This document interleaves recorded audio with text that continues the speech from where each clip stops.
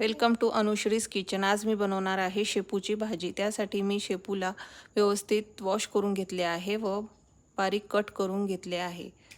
शेपू बारीक कट करून झाल्यानंतर एका कढईमध्ये तेल गरम करून त्याच्यामध्ये कट केलेली शेपू घालायची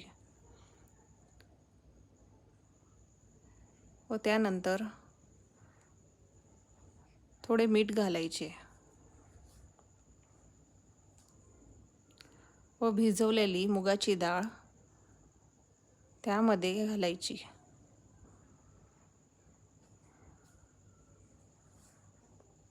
व त्याला व्यवस्थित परतून घ्यायचे।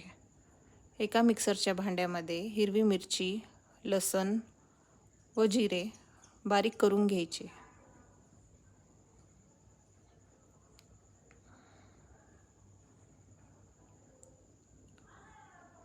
ही बारीक केलेली मिरचीची पेस्ट शेपूमध्ये टाकायची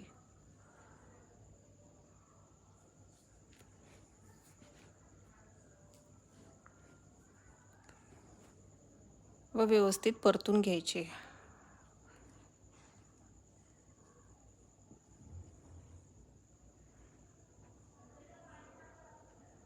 व्यवस्थित शिजून झाल्यानंतर ही तयार आहे आपली शेपूची भाजी। तुम्हाला माझी रेसिपी आवडल्यास लाईक, शेअर, सबस्क्राईब करायला विसरू नका। थँक्यू।